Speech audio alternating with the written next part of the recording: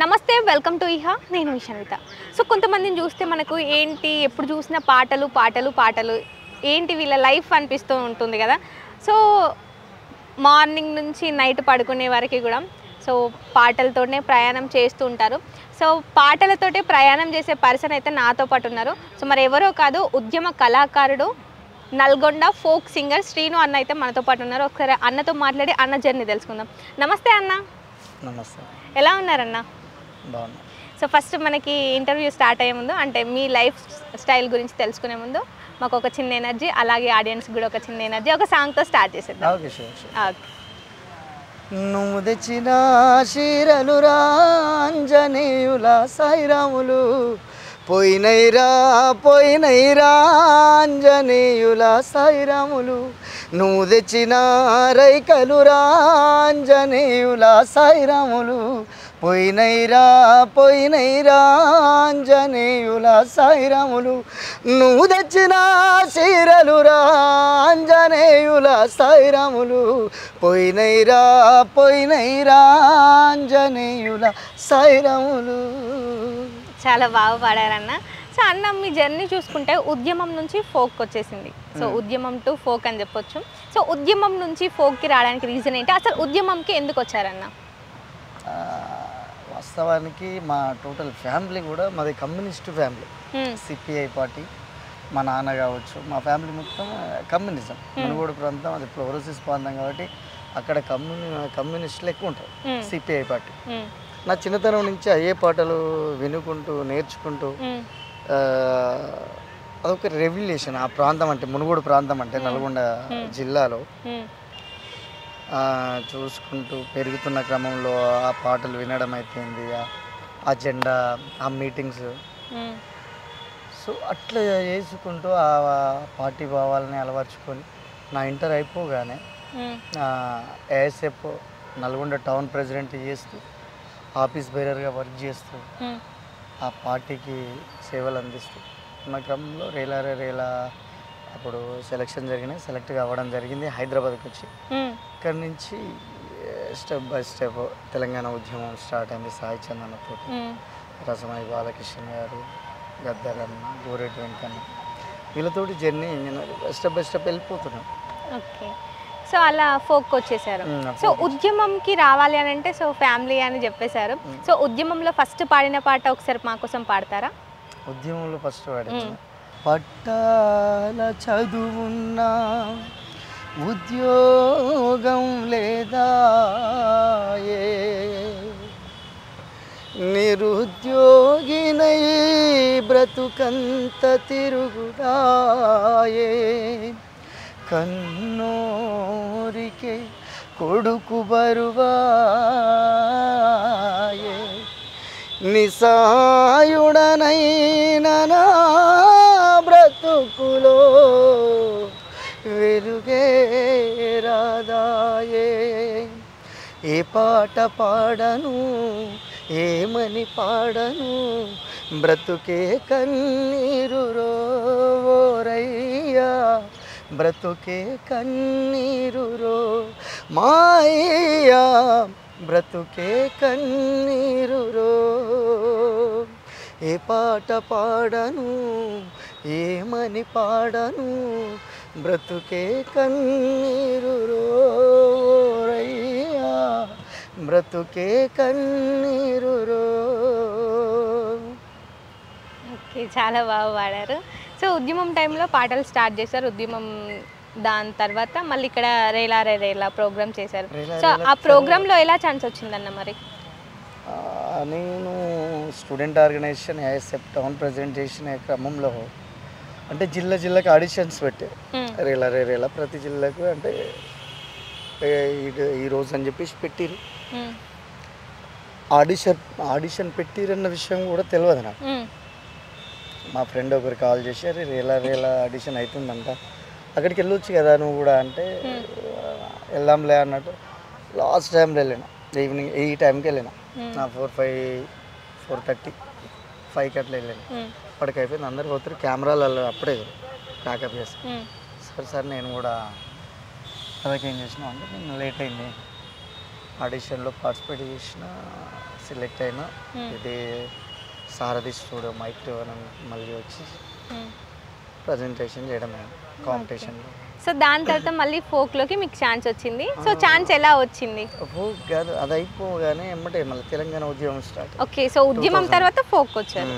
So okay, అంటే actually ఇది folk ఉద్యమం అని కాదు, ప్లేస్మెంట్ ఇప్పుడు సిచ్యువేషన్ బట్టి నాది ఫోక్ అని కాదు, ఉద్యమం అని కాదు, లేకపోతే రెవల్యూషన్ అయితే రెవల్యూషన్, సాడ్ సాంగ్స్ అయితే సాడ్ సాంగ్స్, మూవీ సాంగ్స్ అయితే మూవీ సాంగ్స్ కూడా.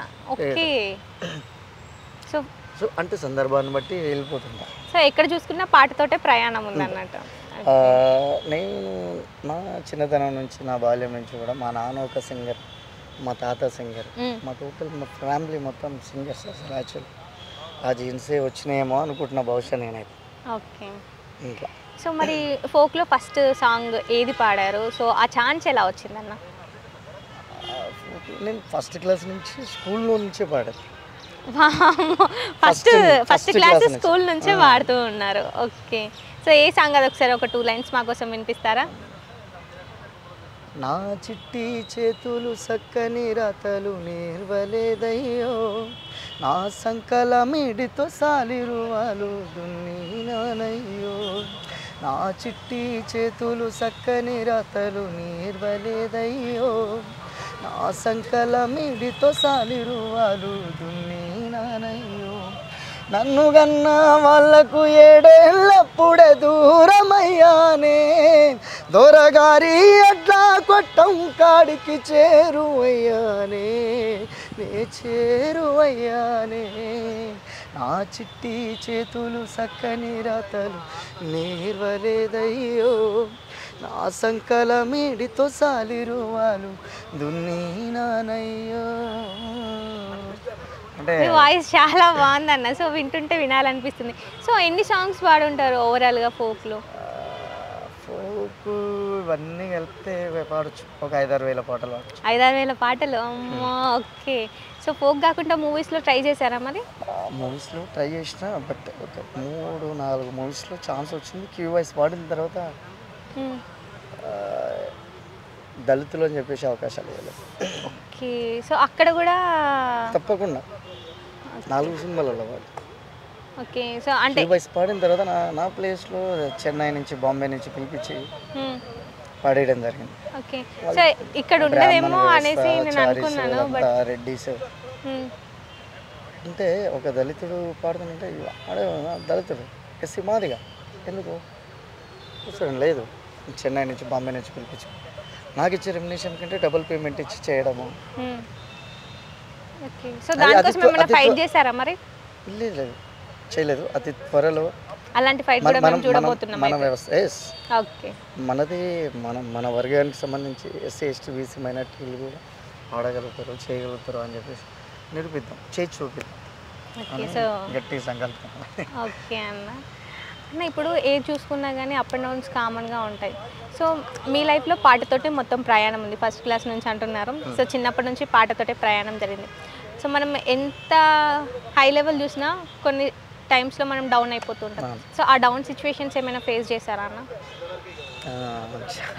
అంటే అట్లాంటి చాలా కళాకారుల జీవితాలలో అంటే పైకి ఒక వేదికను ఒక లక్షల మందిని, కొన్ని లక్షల మందిని కూర్చోబెట్టి ఒక లక్షల మందిని మెప్పించి ఒప్పించి ఎంత టాలెంట్ ఒక కళాకారునికే సాధ్యం.